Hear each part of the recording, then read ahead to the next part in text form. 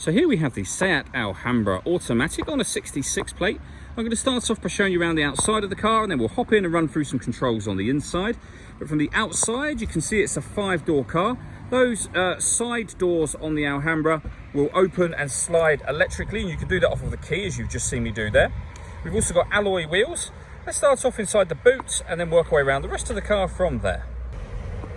The tailgate on this car will also open electronically. Again, you can do that from the key, or you can do that from the tailgate itself.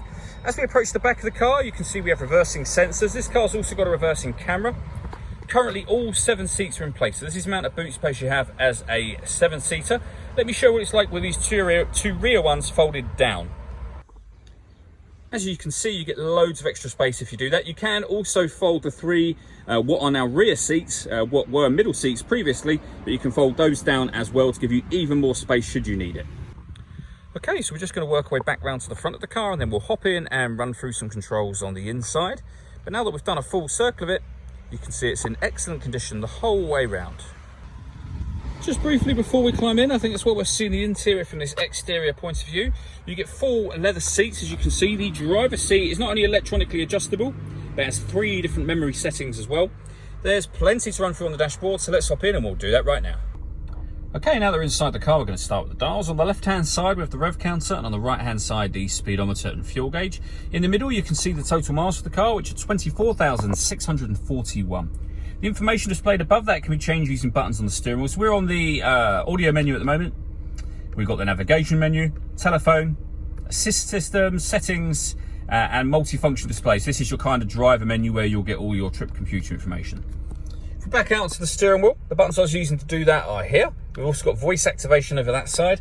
And on the left-hand side, we've got stereo and phone controls. And underneath that, cruise control itself just there.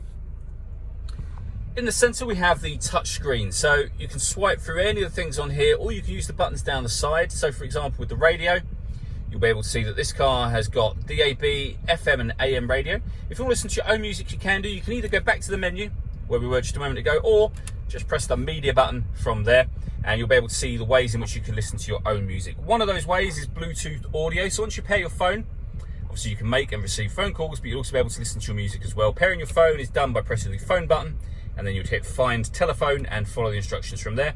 This button takes you to the satellite navigation. There's a full video that shows how that works on both our website and also on our YouTube channel as well.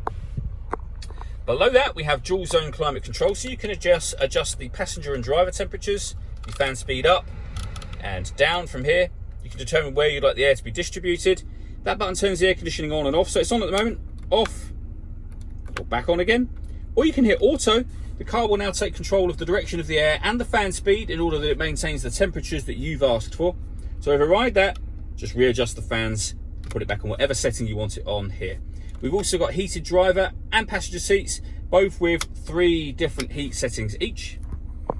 Underneath that, we can open the driver side rear door electronically, same on the passenger side. We can open the tailgate electronically again. We can turn off the traction control. This button turns off the stop and start. So this car is designed to cut out when it's stationary in traffic to save you fuel. That system is now turned off. We can turn on or off the parking sensors, and this button will reset the tyre deflation warning system. We then have the DSG gear lever, or the gear lever for the DSG gearbox. And finally, an electronic handbrake with auto hold function and a 12-volt charging socket. All that leaves me to say is thank you for taking the time to watch this video. If you'd like to come and see the car in person and have a test drive, please feel free to call any of our MJA sites. We'd love to hear from you soon.